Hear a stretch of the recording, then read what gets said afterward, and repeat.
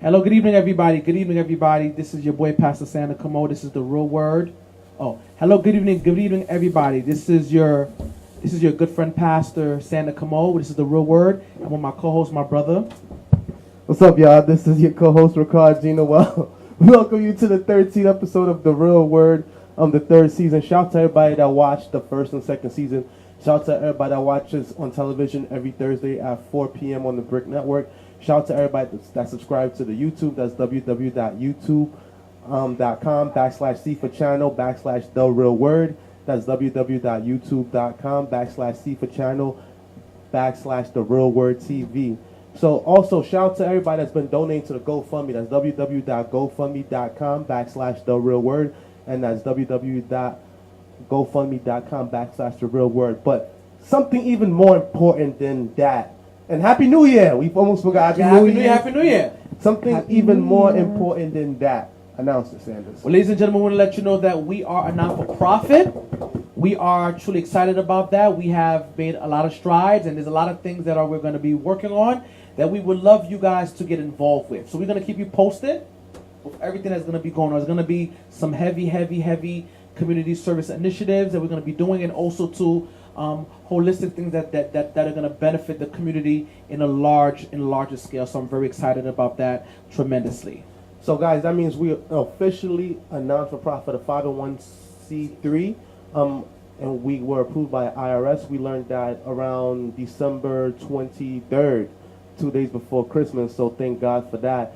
So right now, Sanders, we're a public charity, so we could get donations. We could also give you a tax deduct for your taxes, all right? Facts. All right. So if you want to work with us, we're looking for grant writers right now. So we need grant writers. Once we get the grants, then we get the income, then we can start making moves, but we could start employing people part and full time. If you come on with us early in the game, like right now while we're still a startup, you never know. You could grow with the company. You could become one of the CEOs one day, right, Sanders? Facts. Let's get it. So with that being said, Enough about us. we introduce our guest. What's your name? My name is Gresseline Jean-Philippe, and I am so glad to be here. Thank you all for having me over. Definitely. I'm looking forward to, connecting and communicating with everyone out there on cyber world, and I'm glad. I'm honored to be one of your guests today. Definitely. So tell the people what you're about and what you do. So basically, I am about community. I am about bettering our people, the Brooklyn community, our youth. So my main expertise, and well, honestly, this is my calling, is etiquette and confidence. So I teach young people mainly etiquette and confidence. And my approach to etiquette. Explain to people what etiquette is, because some people don't even know what that word means. That is true. I've learned that some people don't know what it means. And I was a little astounded at first, but I'm compassionate. But etiquette basically means proper manners. Etiquette means different the manners that you use when you're in certain situations. And I usually say it's etiquette and protocol. Wow. And the protocol is just the steps that you take to display those good manners. So it's all about upbringing. It's an interpersonal skill that I think that is so much needed now in our world, and especially within our community here in Brooklyn. And it's definitely something that could give you the competitive edge, comparing to just the skills that you have, the schooling, the academics. But when you have good manners, I think I saw a quote that said, good manners never go out of style. Never. Have you ever met someone that has like good manners and you're like, I like that person, Yeah. I like them. And it's not because of anything they've done. It's just because of the fact that they made you feel comfortable around them, and they displayed proper manners where you didn't feel like, like you were being mistreated. You were nicely accommodated. They were almost like giving, and so, this is basically it. I want to say another thing you said about confidence. Why you instill confidence in people, and why we need confidence. Oh, absolutely. I believe we are born with confidence. I believe that is our special gift from Christ. Whenever I think about the examples of Christ from the Bible, and they talk about how Jesus went up in that church and like was angry and he messed up. He had confidence to do that. He didn't back away and say, "Oh my God, these people are in the church, like they're selling, they have misconstrued what the church represents." He wasn't afraid of that. Yes, he was angry, but he had confidence that this is what God has called me to be, and I do everything through my Father. Wow. So I had enough power to go in there and say, "Look, what you're doing is not right." He wasn't rude about it at the same time, you know, but he made sure that his thought and what he wanted to do, what he represented, was construed properly. No, definitely. He was stern when he had to be stern. Exactly. And he was, you know what I'm saying? That's Exactly. a fact. Mm-hmm. And you know, along with confidence and etiquette, I put those two together because I don't want our kids to be bullies or victims of bullies. Mercy. You know, if you have true confidence, you know, if a bully is gonna bully you, you'll be like, "I'm not the one," you know. And the truth is, if you have true confidence as well, you won't be somebody that's going out there bullying people. Because you understand your worth, and you understand the worth in everybody else. So, real question, right? Meek Mills, when he was going back and forth with the judge, for those that don't know, Meek Mills, he's a rapper from Philly, but he caught a gun charge when he was a youth, and since then, he's still on probation. There's a judge that he feels like is unfairly targeting him, and one of the things that she subscribed to him was etiquette school. She told him that he has to go to etiquette school to learn certain things, and he said that why does that even matter to him? He said if he goes to he told the judge that he's going to more expensive restaurants than she is, so how she's going to tell him about etiquette? Because he said at the end of the day, if we was to go to a nice if we was to go to a nice restaurant, let's say Roof Chris in the city, right? Who cares if there's a steak knife, a butter knife, and another knife? You understand what I'm saying? Wow, that's crazy. That's crazy. That's crazy. Blew me away. So what you think? I definitely think, and excuse my language, but I definitely think that's just ignorance. You know, when you're ignorant, you feel like you have to defend stuff, and you don't have to throw your money out there. Say, well, I make more money than you. Like, I can afford this. Why does it matter? It matters because it shows your social graces. It shows that you had a good upbringing. It shows that you had refinement. Like, it's not just on the outer appearance, but who you are in the inside. You have taken time to really you know, better that person. And when you do better who you are, you realize that these are skills that I need. You know, Meek Mills is probably a very successful person. But at the same time, if you want, you know, if you really want to step up your game, there are some skills you just gonna need. And I'm gonna go to the example of a lot of basketball players. So I remember when Allen Iverson first came out, you know, he had the braids, the tattoos, and his appearance was one thing. And I remember reading a column, and the writer was saying it's almost impossible for him to really put how they speak.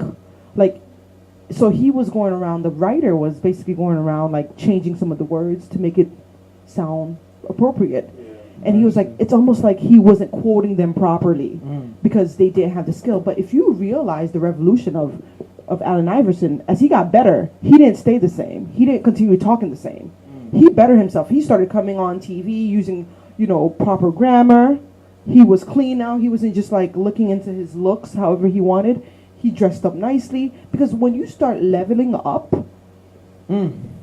you know, you realize that these things are important because people are going to judge you by appearance. They're going to judge you by the way you behave. And they do matter. It's not about, and again, my thing is, it's not about people accepting you. It's really about, I believe, etiquette. It's really about operating from your best self. What I mean by that. But does it matter, like, say, for example, right, you walk in a room, you have the most proper etiquette at the end of the day, but they're going to look at you as the N-word, you understand? Like, look at this N-word, he's just the N-word, he's just the monkey in a suit now.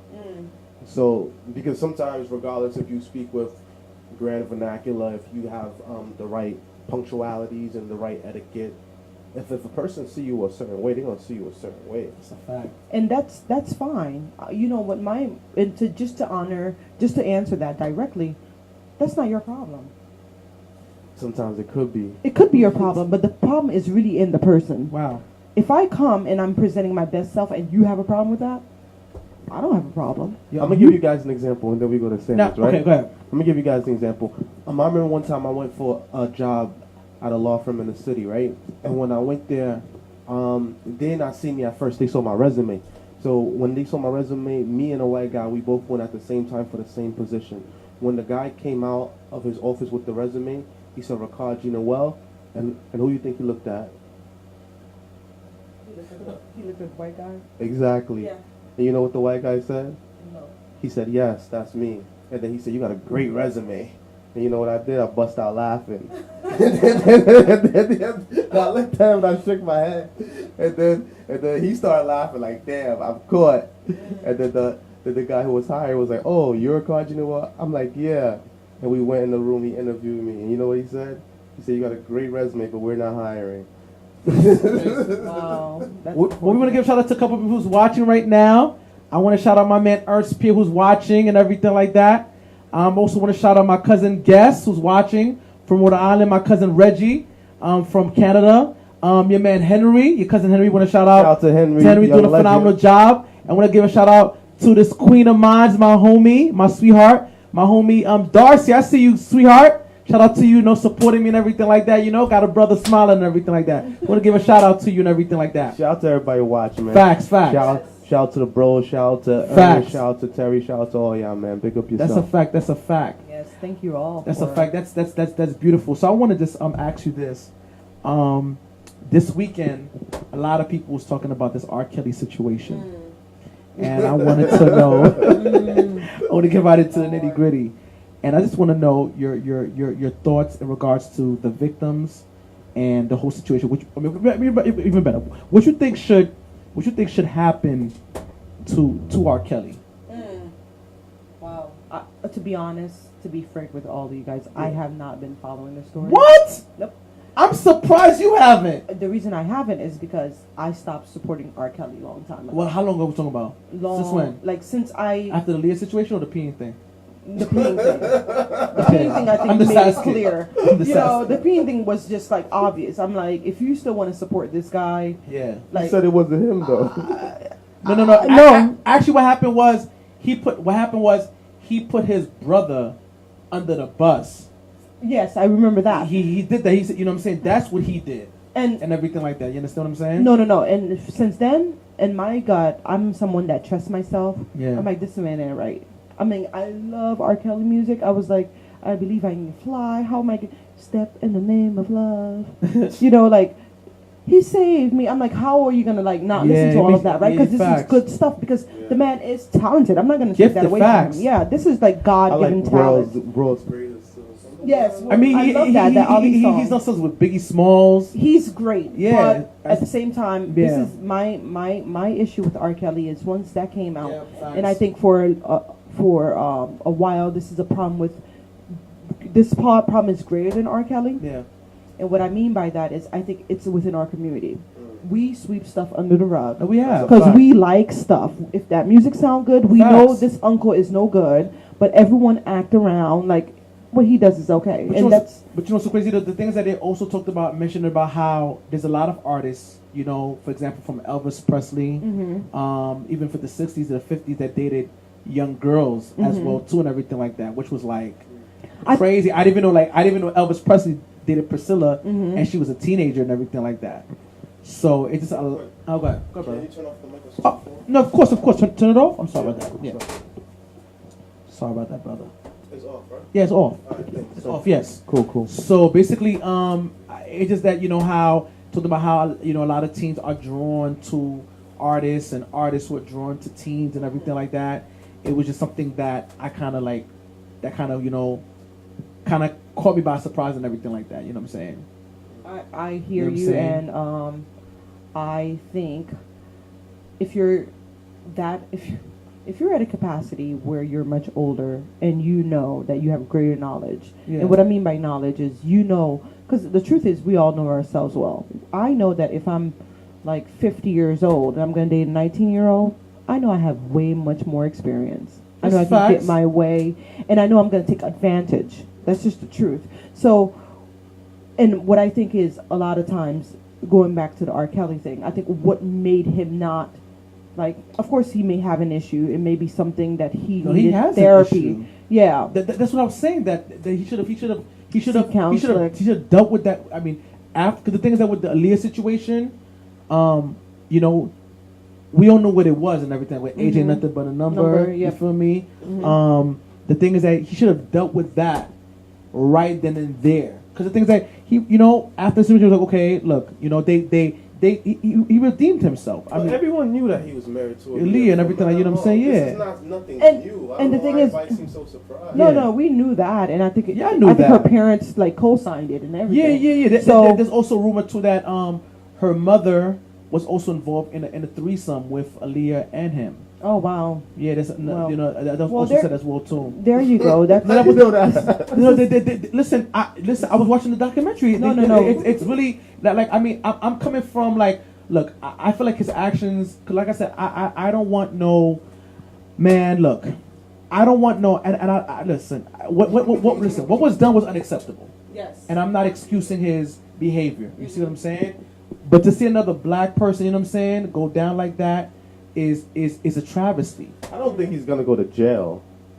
For what? What's he going to jail He would have for? been one to jail. Yeah. I mean, it would have been with the. I just feel like he should have really seeked help and seek guidance. And the thing is that, you know, the parents, I feel like they could have at least. Well, let me add this. Yeah. I think the parents are responsible as well. No, they are responsible. And the thing with R. Kelly is, and I don't know why he never got any help, you know, and I don't know, because we don't know. Because when I think of people that are on TV like R. Kelly, those people, they have some of the best counsels around them. That's true. So some people are telling you, look, you have a problem. So I don't know if anybody like really pushed him and said, you really need to seek help. Like, Yeah. you know, you need to get some help and we're gonna like help you. Or did he say, I don't care what you all say, I'm not getting listen, help. listen. There's nothing wrong with me, Even these during the time, parents. I feel like even with the Jay-Z, the tour with Jay-Z, the tour with Neo, R. Kelly was very, very big-headed and everything like that. You know what I'm saying? Like, for example, the dancers can't talk to the band. The band cannot, like, he was doing too much. You see what I'm saying? Like, if a girl was in the studio, she couldn't talk to nobody else but him. Gotcha. You see what I'm saying? So it was a control thing, Yeah, a absolutely. manipulative thing. You Well, feel that is- me? that's how it most- was too much. That's how it was most too much. predators and pedophiles Too get much. their It was way. too much. You know It's a what I'm control saying? thing. Too much. You know what I'm saying? You got your wife got to ask you, I want to eat. Oh no. No, that's a little Yeah. bit like, and you know, and unfortunately, the issue is not even just Sad. him. It's sad. on all parties. It's on sad. all parties. Sad, man. I mean, if you're someone that you like, you know, God created you fearfully and wonderfully made. Yeah. And you have to ask someone permission to eat. There's obviously some psychological Yeah, issues. come on, So he dog. took advantage of Too those much. people That's too because much. it was easy. But they said that they compared R. Kelly to a pimp, but instead of like a gorilla pimp, he's more like a soft R&B pimp. Like, Yeah. like he's cool. You know, back then when he was the guy with the braids, everybody had braids. You And remember I back in think the day? too. I think our culture changed. I think for a long time, even back then, this is along with the whole Me Too movement. I think for a long time, you know, no one cared, and everyone thought this was the way. If you wanted to be noticed, if you wanted to climb up, this is the way. And honestly, and I'm not saying that this is what the case is, but even the Me Too movement, you know, the people that have taken advantage of the movement are also taking advantage of that to get recognized. So I think the issue is deeper than that. People are Wow. just trying to be recognized in whatever means. Clout First, chasing, people right? people were chasing, sleeping with people to get, and people were willing to sacrifice their bodies for what? For fame, That's a for fact. money. Get And now- butt cheeks, fake butt cheeks. I agree. Yeah, and now I agree. there's a They whole I whole agree. feminist movement. Everybody's getting on that too. Think about it, if people are not being honest. They're saying, "Oh, well, this person touched me inappropriately." When somewhat like, you know, it was probably something that was consented. We No. all agreed, you know. Facts. So, I mean, I'm just like, That's why gentlemen make sure they sign that paper now. Yeah, but you gotta be responsible, man. The thing is that we gotta be responsible. You know, we gotta be very responsible. We gotta we gotta treat our girls better, man. And let me You know tell what you I'm saying? this, and this is actually I where agree. etiquette comes in. You may not think about it, but etiquette, even in the workplace, what you teach people is just keep it professional. A lot Don't of pry. people don't know Don't workplace go etiquette. extra. Don't get intimate because you might Yep. offend someone. I was Having that I was knowledge, you will just- know. when I was, because you know I'm starting security tomorrow, and when I was taking the test, they talked about that, man, about boundaries and yo, that's so crazy that you mentioned that and everything. Like, that's real. This is where I come in. This is what I help people to understand. You never get comfortable enough. Like, and comfortable don't mean that you're not yourself. You exactly. Yeah, exactly. You Facts. understand what it is, what the protocol, what the culture is of your company, and you respect that. That's it. It's all about respect at the end. You don't go around saying, "Hey," like, come on, no. How that your is his personal space. In order for you to show up your best self at any event, is for you to really be respectful to someone. So when people see you, they're like, I feel comfortable around Sander. I feel comfortable around Rickard. I don't feel like he's gonna say something that's gonna make me feel like, or tell me to be quiet. I see you. Ask me when you eat. I don't know, or like he's gonna say something like, "Don't talk to the band." He's not trying to control me. And this all goes back to upbringing and really raising our kids to be well-rounded, balanced people. Yeah, we got to do better. We have to do better. We got to do our society is really sick. Trump is. But they said that we come from a rape culture. We come from America. That's what it is. Rooted in every single thing. And pedophilia and things of that nature. Yep. If anyone follows me on Instagram, one day I was in the city. I was by the New York Stock Exchange, and you remember I saw those statues up top. You talked about that. And it was a statue of like grown men naked in front of kids, and it's like an angel in the middle with clothes on. So the kids got clothes, but the grown men are naked, and it's like a statue, but they make everything on the statue. So, like, I know someone at the New York Stock Exchange, so I asked them, like, "Yo, what's going on with this? Like, what is this?" And they're like, "Oh, this is they sent me back to the Greco-Roman culture, you know. They the same ones that claim that Rome was started by two boys that was raised by a wolf, like, that bestiality. Facts. They're into that. They're into those things. So then I was like, okay, but that's still not cool. Like, it's by the New York Stock Exchange, it's by the bull, it's by the statue of George Washington. Like, tourists go there with their kids and everything, and when the kids look up, they see a naked man in front of a kid. Like, that's not even regular, Even in the Bible, Jacob curses his son for seeing him naked, right? He was like, "Don't look upon my nakedness," because his son looked at him naked and laughed at him, and he put a curse on his son for that. It was hard back then. Back then, you would be cursed. Let me close it here because not going to jail, but cursed. Can you hear us now, cuz? Is the volume a little bit louder? You said the volume is louder. We hear, but it could be a little bit louder. Is it better now? Can you hear us now? Yeah, it's good. It's good. Facts, huh? Yeah, I think it is good. Yeah, maybe because he was on. Yeah. So I was like, I don't know, man. It's crazy. I mean, it's what it is. For a long time, we all know from a Christian perspective is that the world is ruled by two powers. No, the world is a sick world. I mean, that's the reality. That's what I'm saying. That's the reality. Bestiality is real. Not only bestiality is real too. Raping little kids is real. It's real out here in these streets. You know what I'm saying? It is what it is. Like I said, we as Christians, we have to be able. We have a platform. We have to be able to set trends. You know what I'm saying? And really speak volumes of things that are not right. And that's why we have this outlet out here, because it's really real out here and everything like that and stuff like that. Yeah, we definitely need to have healthy trends. I agree. And I think a lot of these things, especially nowadays, and I believe, really I'm going to quote this, it's really like from the 60s when people start saying, "Oh, I have to let my kid be." And we let go of like rules. And the truth is, and I'm going to say this, I have a child myself, and what I realize about kids is they want structure. They don't not want it. They want it. Like they want. That's why sometimes when they go to school, they do so well. They're like, my teacher said, but then you let them run around home, not saying please, thank you, and excuse me. Wow. And you wonder why, like, you know what I mean? They grow up to be people that can't communicate, that are, that can't converse with your grandparents or any adult for that matter. And the truth is, the kids want structure. They go to school, they learn, they're excited about learning. That's real. They want to be like, taught. So again, I think, I'm throwing that in there because I think for around the 60s, we wanted our kids to be. We allowed them to be, and we allowed them to be people that dictate how we parent them. And we've lost that. And if we know anything from the Bible doesn't teach us to raise children like that. We plant the seed in them, because if we don't, the devil is like, "Oh, you ain't gonna plant no seed? I got seeds." Just look at Will Smith kids. Yeah. Well, like those kids. I actually think his kids are healthy. I think actually he has. You think so? Absolutely, I do.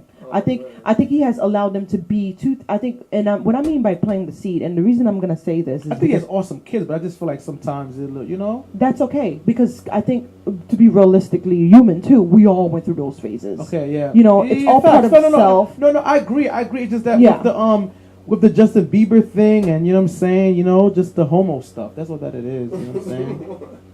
But again, I think Will Smith and Jada live a whole different lifestyle. The facts. Yes, but then I think when I mean by they're healthy, if anybody wants to know. I think the inspirational. I mean, they Wait. Speaking of Jada Pinkett, didn't you see on her show that she was molested by someone in the family? Yeah, she did say that. That made her very sexual throughout. Yeah. Exactly. You know what I'm saying? I mean, they're this person got joked. They're speaking their truth. You know what I'm saying? I mean, I feel like they're real. They're inspirational. You know what I'm saying? I think what I love about the family, for most part, is that they have a healthy relationship. Like, I'm not saying I'm not gonna go nitpick what they do and how they do it. Facts. But I definitely think they have this openness where No, the I kids have a respect spot that. to like share and be and get real parents' perspective on it. Yeah. Because a lot of times our kids are not asking us.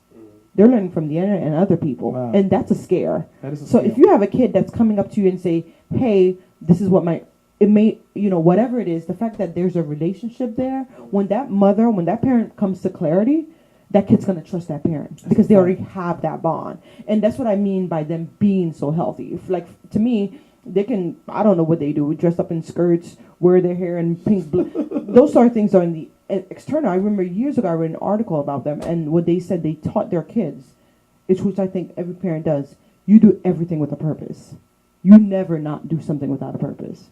So I thought, you know what I mean? Yeah, the purpose might be different from yours, but the kids know that. I'm thinking, how many kids now, when you walk around Brooklyn, know that they have a purpose? Not a lot. I'm walking up and down Flatbush because I have a purpose. Not a lot. I'm going to McDonald's with my purpose.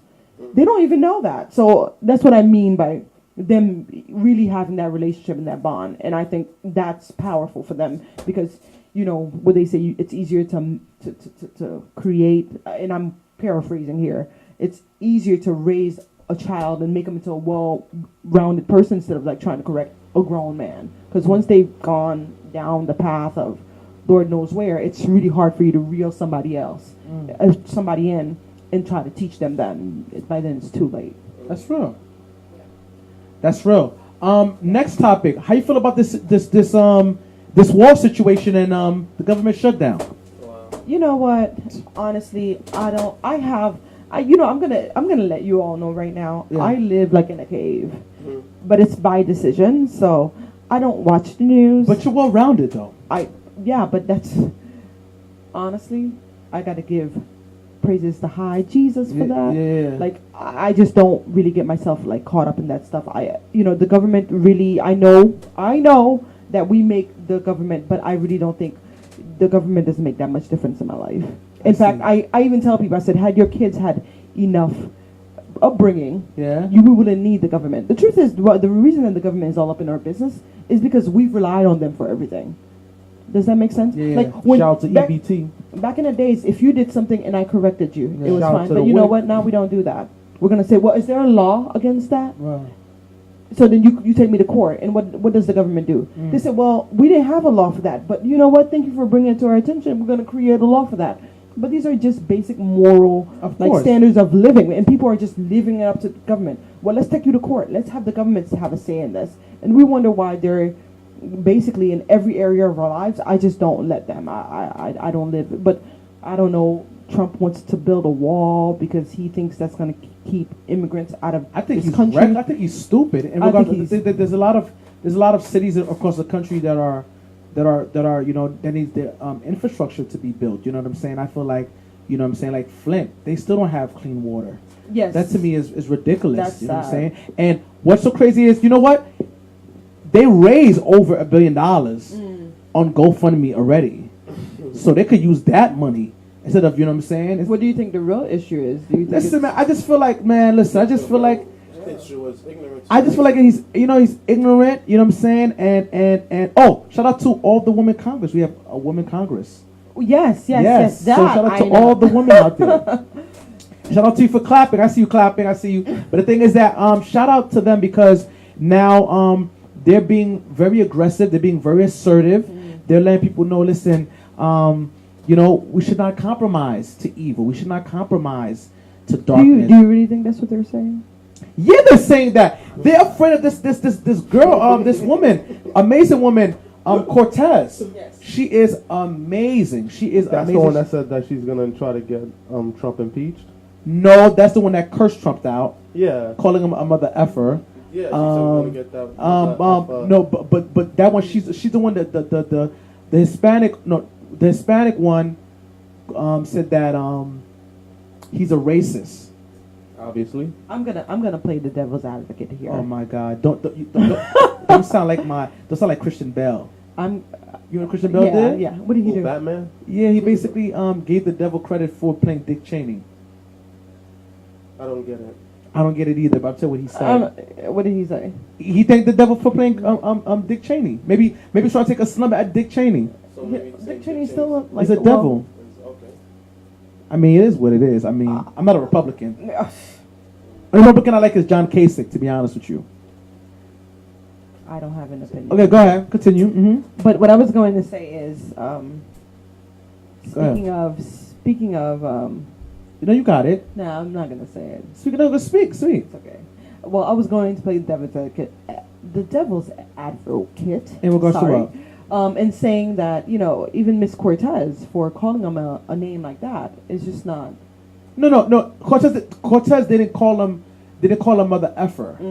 I think she was a Muslim woman, I think. But the thing is that this is what you need to understand is that, like, when you play nice there's no play nice with Trump. You gotta be strong with Trump. I don't think it's playing nice. I mean, I wouldn't go further by calling him a mother effer. You know what I'm saying? I call him maybe a clown. Let me say this. You know what I'm saying? The reason I'm saying Or that is square, because- but I wouldn't go further like and call him like derogatory. I wouldn't call him that. I call him a clown or a square or a bozo, but I wouldn't call him like a mother effer or a B. You know what I'm saying? I wouldn't do that. Trust me, you're playing in his field because you've somewhat. No, I'm not even gonna say you're downgrading yourself. I wouldn't downgrade. I just feel like if you're dealing with him, I think you have to put your foot down when it comes to your stance. You see what I'm saying? And get the people. You know what I'm saying? That's all I'm saying. Because the thing is that when you try to compromise with him, there's no compromise. You know what I'm saying? And you know what I'm saying? And that may be very, true. Unless you're sitting down and you're talking like a deal with him, like maybe like a Kanye West. You know what I'm saying? Like there's a reason. Like I give him shout outs for that because at the end of the day, you see what happened with the situation with a couple of people now. They're getting out of prison because of that, and also too, you have the sister right now who just got clemency, who's gonna be out. I don't know why she's gonna stay until August, but like you know what I'm saying. You gotta give credit. I mean, sad to say, you gotta make a deal with the devil. You know what I'm saying? It is what it is and everything like that. So how would you give Trump some etiquette lessons? Like which type of etiquette lessons would you give Mr. Donald Definitely Trump? in his choice of words, his speech. We all know he needs that. But you can't build character. And that's the world we live in. You're gonna have to deal with people that just don't care about those civilities. But it's still very important. And what I was getting to as far as Trump is this is my take. There's no like you were saying, there's no being nice with him. But there's When I say, I'm not talking about like go down to his level, but I'm talking about in regards to like, listen, this is my stance. This is how I feel. I'm not building a wall. I'm not building a wall. I feel like we need to be building our country. You said America first. Since America's first, let's build roads. Well, if it's America first, let's build build this. Let's build that. From what I remember from political science, I don't think he makes those decisions, specifically only on his own. No, but I think he has to sway the House. No, that's true. But executive orders, when you sign 111 or this 11, what happens? You know what I'm saying? You could bypass Congress and everything like that unless you're trying to overstep. Well, then I don't know if you can just write an executive order. No, I'm thinking about the check and balances. You can. You can. write executive orders, you can't do that. And That's that a would fact. like bypass everyone That would else? bypass everything. No. Yes. What happens to check certain and things, but not balances? everything. Not every- Not everything, but I'm just telling you the majority of things. I'm just talking yeah, but about- then well then, and this is getting a little off topic because now No, it's okay, no, we were flowing. but I'm thinking like, how then do you determine what gets passed and what doesn't? Well, the thing is that it's all about checks and balances. That's what I'm saying. You know what I'm So saying? it's not but, just- but executive orders, like for example, for drone strikes, when Obama did drone strikes, killing people for Yeah. drones, he didn't need no approval. Well, because the country felt like they needed that. No, he just felt that they were placing us in danger, Mm-hmm. so he would use drones to bomb people. That he had a kill list. That's what I'm saying. He had to the people, it's as if he had a legitimate reason He, of for course, it. legitimate. Of That's what I'm course. saying. So if people, Of do people course. think Trump has a legitimate reason with this wall? Some people. No, yes, Some people do. a lot I of get people that. do. Okay. So A lot of people. So this is my No. point. My point is 324,247 people have A lot of people donated do. to the so wall. this is what I'm saying. 19 So million. it's not him. The problem is It not is him. He's feeding his base. No, the problem is these people in their homes, they have issues with immigrants. Trump is just the person that is saying it. But this make you think, how many people are in New York City that is donating to this wall? So how many people are you bumping into that have a problem with immigrants that you don't know? The issue is deeper than Trump. Trump is almost like the representative. He brought it up because, and it sounded completely ludicrous Wow. when I heard it, right? Yeah. But if there's over 4 million people that are, it makes me think, well, maybe he's onto something. Because it's showing that a lot of people think like Trump. And that's what I'm trying to say. It's deeper than that. Trump is just, he can't do these things if he doesn't have the support. And the point is, America has this deeper issue that people support this ideology. That's true. And that's scary. And that's what I'm afraid of. Because you know what? Trump will never get to me. I probably will never meet him. But the fact that Hey, I'm you sharing never that name- know. but no, not that. But the fact that You I'm never my know. neighbors may be people that are anti-immigrant. Those are the people I have to really be concerned about. They Yeah. have more access to me than Trump does. So that's the scary part for me. And that's, I'm just trying to get to the root of it. You know, it's amazing how people think this is going to solve the issue of what? That less immigrants will come over here, their jobs will be more secured, right? But immigrants produce so much in our They country. do, Yeah. and they produce a lot, and they they're won't. willing to do the things that we won't do. Facts. That's what it is. I mean, you know, it's because it's not like I'm thinking about it. My parents came here; they weren't making like, you know, $60,000 a year. Yeah. They were just willing to do the jobs that, you know, the people in the country. But you know what? I'm going to take that back because my friends are African American. And I remember them saying too, it's not just that your parents came here and they're willing to do the job. They nitpick and pick Caribbean people because again, and we do this. We're so what's the word? Like we're so not unified. I'm going to say is that we do think Caribbean people are like, oh, well, I'm better than Black Americans. And people know that. Like, they will hire, like, an African before they will hire an African American. So when my friend brought it up, he was like, we were willing to do some jobs, but if we were competing with, like, an African, people would be like, well, I'll give the African before I give the African American. So because Africans in America and Africans in American, they don't even like each other. well, that's true, too, but it's also because of, I don't know what it is. I don't know if if... African Americans in America that we call the N-word, basically. Well, we're all the N-word because Yeah. I strongly believe when a white person see you, they don't say, "Oh, that's a Haitian. That's not a nigger." They say it. They look at you. They say, "These are all black people. Look at these. Look at these Ners." I'm sorry if I said the word, but it's just me ignorance. The thing is, the ones coming from Africa that's going to America that sees the Americans in America already, they have a special name for those type of black people. Facts. And they see that the blacks that's in America already, they're lazy. Like all they do is lazy, and they start trouble. But are they really lazy? Is the Half of it question. is true, half of it is not. Yeah. Are they really lazy? We all Or is that have just a our lazy- label? We all got our We all lazy. have our lazy We all people. got I think it's just a imperfections. label that they have placed on African American, and we all bought into it.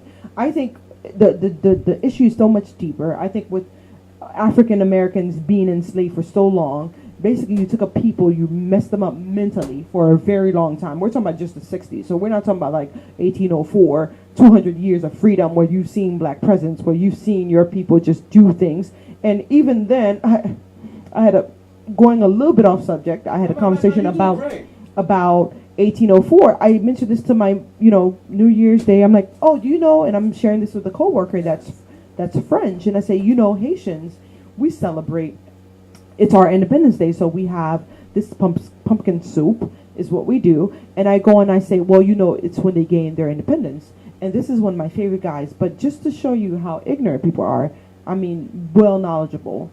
And he says to me, he said, yeah, and what have they done? Like, and he meant it in a nice way, and I know he did. I know he wasn't trying to offend me. And I said, well, it's really hard for some people to really progress. When 1804 came, when these people decided they wanted their freedom, and they cut them off. You can't trade. You can't do nothing. If you don't have access to the outside world like we're doing now, this whole global trade, you're basically stuck. And they knew that, like, oh, you want your freedom? Here's the price.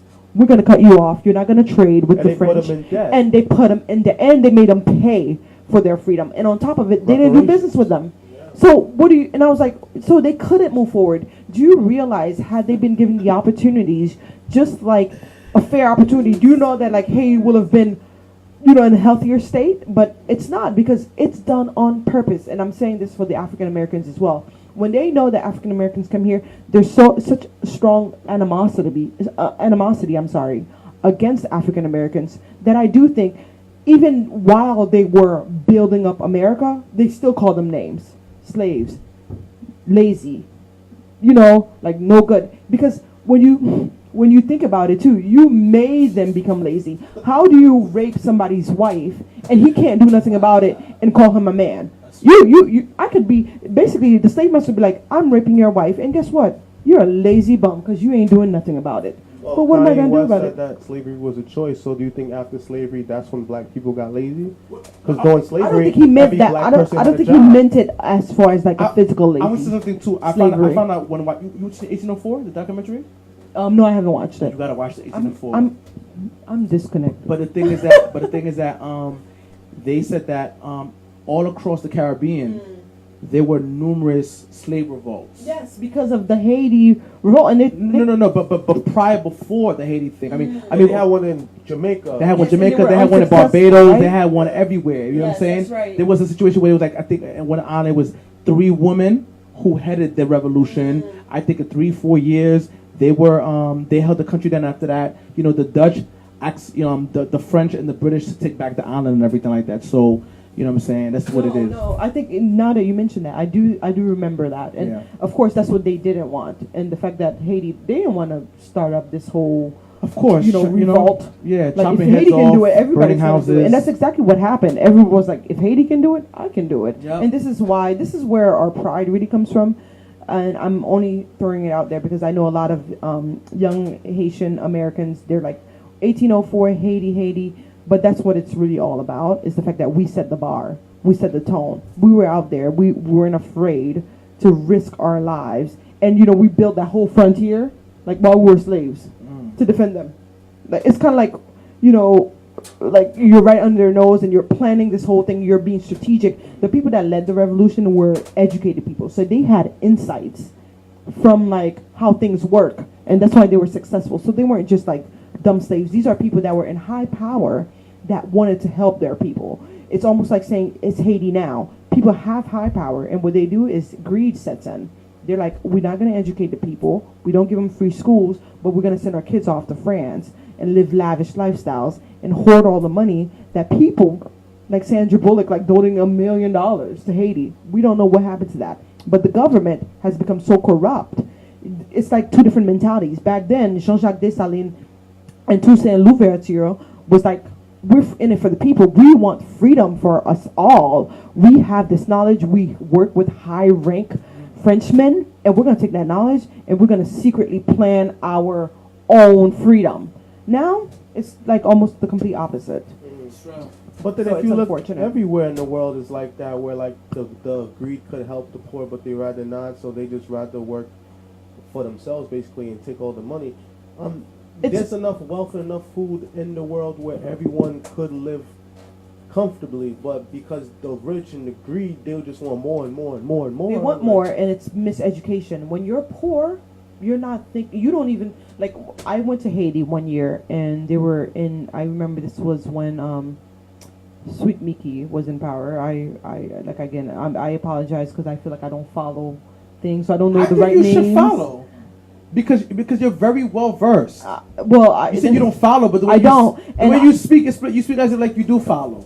I don't, and because I guess what I mean by follow, I don't know the new things. Like I don't know the new trends. Like whenever somebody talks to me about trends, I'm almost like on the edge. Like my heart is like palpitating. I'm like, kiss that one with him now. I hope they don't ask me something that But again, I don't know. I guess I surround myself with like people that we're sharing all the time. I don't know if you know what's going on right now. Right now, of course, it was January 1st. Yes, for 1804 and everything like that. Also, Jovenel has plans to. No problem. It's a bit lower. How you lower? How you cut it off? That's okay. Can you all hear us? Because I'm afraid that it's so loud here. Facts. I don't know. So the thing is that like Jovenel now, what he wants to do, he wants to give lights 24 sur 24, 24 hours, That's what's up. 7 days a week, and I feel like he's doing the best that he can. But it is what it is. You have people who really want to stop the progression. You know what I'm saying? Especially the elites. There are families. Oh yeah, there are families who run Haiti. Exactly. So the elites. Yes. And again, it's all talking about corruption. Yeah. So when you've been in power, when you have your family there like for years and decades and generations, and you realize how much we've made off, and somebody's coming in and saying, "I want to change all that. I want to give it to people." You're like, "No!" And this is not just one person. This is like the whole parliament. You're like, "You're here to mess with our money. Yeah. We have to get you out of here." And I honestly think that's what happened with some of the people that they impeached, like Aristide and all that. When those people came in, they had good ideas. Aristide left Haiti a billionaire, though. Yes, because eventually it's either you're going to get on with the game or you're not. But when you look at these people's initial, like I was in Haiti when Aristide came into power, and those people try to push, but you're pushing not against one person. You're pushing against a whole group of corrupt people. You're not going to make it that far. You can either join them or what? And and it's tempting. Let's be honest. I'm not going to sit here and be like, if you're in that world, people are making money off, and they're like, you better get on board with this because this is how it's been going for a very long time.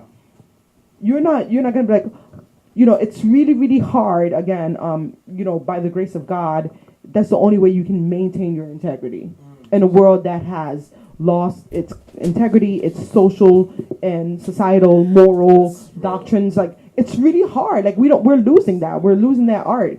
And again, this is why the government has to get into every details of our lives. They have to come into our homes to tell fathers to take care of their kids. Like, you know what I mean? It's like kids don't belong to you because if they want, they'll come and take your kids. So yeah, because we've gotten them so involved. We didn't. Well, anyway, I'm just gonna gonna be quiet. Seems like you know a lot of the history, man. So Sanders, in regards to the government shutdown, a lot of people are complaining nowadays that a lot of government workers, and they're not getting paid because of the government shutdown, and they're saying now that there's also might be an issue in regards to taxes. Billions of dollars could be withheld in federal tax refunds, and black people, I know a lot of you guys waiting on those taxes. I heard that the IRS has intervened. I heard that I think I saw something like that. They want to give money back to those who don't got it right now. I think that's a beautiful thing. I just feel like while Trump is doing what he needs to do and everything like that, Brooklyn needs to watch it. You're smiling, and I'm like, what are we smiling at? What are she people keep saying? Commenting. Oh, well, let's you know what I'm saying? What are you saying? No? Just showing love and everything like that. But anyway, the thing is that this is what I want to basically say is, with that being said, I just feel like a lot of people are stepping up. For example, you got Letitia James from New York who wants to, get into Trump's personal assets and everything like that. You have the justice system. They are, repealing a lot of things that are unfair. So I feel like, like for example, Congress, it's just women, which is a beautiful thing. Smart, educated women. So while there's a lot of foolishness going on, you know what I'm saying? In a sense, we needed Trump to be a little bit more better. You know what I'm saying? Yeah, that's my saying. There's no such thing as a bad experience. Every experience comes. Yes, God bless you. Every experience have a lesson, and if you're smart, Because with Obama, we Yeah. was too comfortable. Yeah, well, yeah, we're like this man's gonna change the world, not realizing that Yeah. we need people. It's just not Obama just him. made a lot It's of a lot changes. of- just No, he for, did. Just for not us. Just That's not true. for That's true. That's true. Yeah. That's true. That's true. That's true. But shout out to Obamacare, you know. Facts. That held me down 1 year. And shout out to the first black family. Oh, listen. I'm gonna just be listen, petty and be Michelle like, they were- listen. Michelle is more popular than Hillary. Yeah. Oh yeah. She's a best. She's a Times bestseller with her book. Yeah. And do you know why?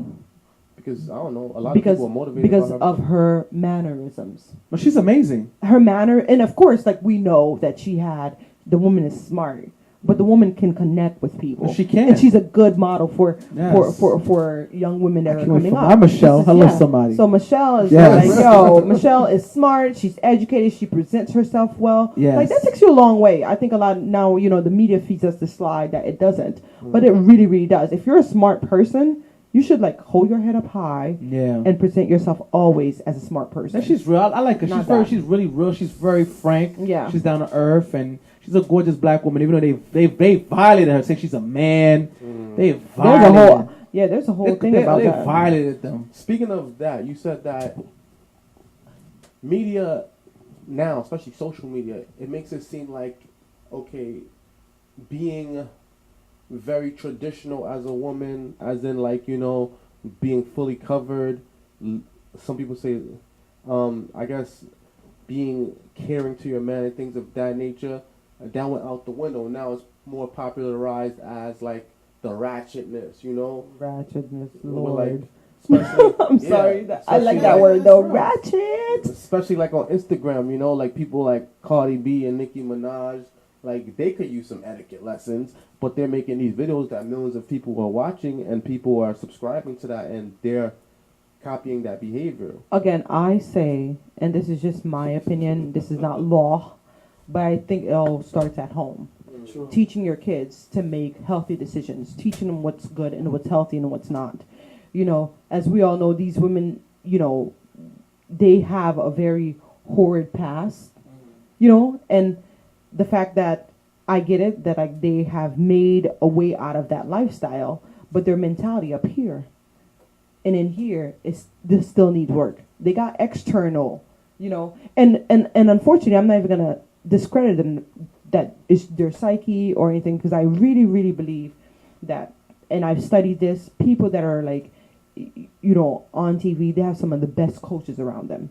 So people, you have access to the right resources. But I also think because of our way of bringing our kids, that what we've done, we've neglected our kids. And I'm not saying that we've done a bad job, like, by hitting our kids. I'm not saying it's simple things like we've neglected them. We have not made them feel important. We have not made them feel heard. So when they find someone like that, that's who they can relate to.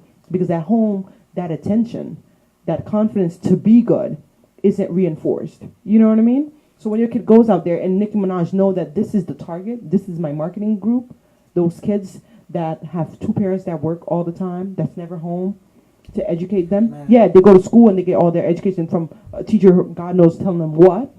And then they come home and they have to be surrounded by all those kids from different households, telling them how to do. This? I really think it's, and I mean, this sounds so Adventisty. I just think You evidence?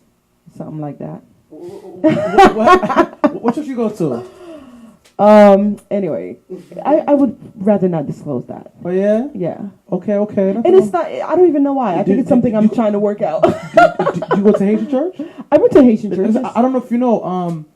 I go to Brooklyn. Elie Benoit's the pastor. Brooklyn what? Brooklyn SDA. Oh, what, is that the one on the ocean? Listen, he is ripping it. He is doing his thing. Like he's like the What's his name? Pastor Elie Benoit. His father used to pastor Gresseline. Okay, But anyway, wait a minute. I'm from Florida, so tell me the Haitian pastors in Florida. And I only say this because every Haitian church I go to, like, pastor this. The thing is that his sister now, she's also Pastor Nadine. She's married to Pastor Ronald Jean Baptiste's brother. Ronald Jean Baptiste from Florida. Yeah. I know him. I the worked, tall guy. Yeah, I worked Yes. with I worked with him Yes. at End Time. Okay. You know what I'm saying? And man, working with him was a great experience. It was a great experience. And the thing is that when I was working with him, you know, because you know I'm a strong person. Okay. So I didn't really get muzzled like that. But it was like a taboo to work with him because he was self-supportive. You know what I'm saying? I had a person came at me, was like, you know, you shouldn't preach for him. And I just met him. You shouldn't what? I shouldn't preach for him. But I told him, listen, you can't tell me that. I do the American work, so I'm okay anyway and everything like that. Yeah, you know where you belong. I know where I belong. So, like, you know, we did a lot of great things in that community. In that, Nice. I mean, prior before coming in, he did a lot of great things. You know what I'm saying? Even though he got betrayed and everything like that, but he's phenomenal. But going back to Elie Benoit, man, he's a phenomenal pastor, phenomenal preacher. He reminds me of like the Haitian version of Barack Obama. So he's in. No, you know he's phenomenal. No, So I know. guys, guys, Yes. With that said, closing thoughts. Oh, no. Let's just say this part right here. Go sorry, could you what's it actually? No. So Brooklyn SDA. Is that It's by Ocean. It's an American church. yeah, it's an American church. He pastors Okay, an I thought American so. church. Okay. Yeah. But the pastor is a Haitian. It's a Haitian American. Okay. A lot of our guys are pastors. No, I know. I just a lot of wanted guys to get a sense. from Dudley. A lot of Haitian. No, I just wanted to you get know, a sense. Greg because Nelson. I was thinking, wait a Yeah. minute. I was like, Yeah. isn't he? So guys, Okay. closing thoughts. Yes. Closing thoughts. We're done, right? Yeah, we're done. So Sorry. we want to give a shout out to the Franco-Haitian Federation. Shout out to Franco.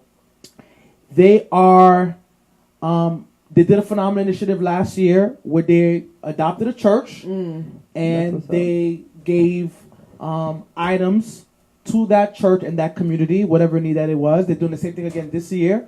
I'm asking that you guys get involved. Listen, I'm asking everybody get a doom. Yeah, get a doom. Yeah, get a doom. Get a doom, man. Get a For doom. those that don't know what Doom is, those big Yeah, containers. get a Your doom. You know what I'm parents saying? Get a Use doom. that tape. And like I said, man, like, you know, find out what the people need. You know, adopt the church. You know what I'm saying? You have your family, adopt the church, give back. You know what I'm saying? Because like I said, clothes that you don't want but that's in good condition. You know what I'm saying? Food, rice. You know what I'm saying? And make sure that you connect with somebody in Haiti, you know, for a fact that's not going to take the things and profit out of them and actually give it to the people. So you can make a difference. Yes. And that's pretty much just what I want to say. Yeah. That's a great idea. I think that's phenomenal. Yeah, adopt a church. I mean, yeah, Closing thoughts? we all have to help each other. Closing thoughts. You know, we just you know, going back to the question you asked me before, the whole church distinction. But it's really all about going back to the basics. Yeah. You know, that's really all. Having dinner with your kids. Have dinner. Teach them how to use their knives and spoons. Dinner. And knives and forks. That's real. Yeah. That's all. That's the Thank closing you. thought. And thank you so much for having me. I just want to say thank you. This is my closing thought. I'm so grateful to be here, honestly.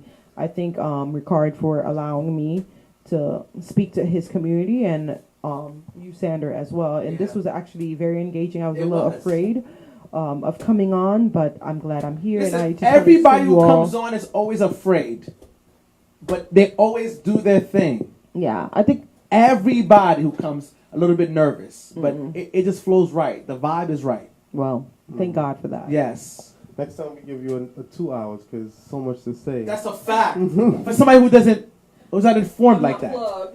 Whatever. So with that said, guys, we thank you for watching The Real Word Show. We'll be here back next week. Shout out to everybody that's watching, that's been supporting us every Monday. Shout out to everybody that support the TV show every Thursday at 4 p.m. Yes. Check your local cable listings on the Brick Network, on Brick TV. You can subscribe to YouTube, www.youtube.com/C for channel /The Real Word TV. That's youtube.com/The Real Word TV. And GoFundMe.com /The Real Word. We thank you for watching. My closing thought is, just keep 2 eyes open and always keep your head up. Absolutely. All right, guys. Good night. We see you next week. Let's pray. Father God, we pray that as our viewers watch this, you may continue to bless them. In Jesus' name we do pray. Amen. Amen. Thank you. Deuces. Thanks for remembering us. Next time.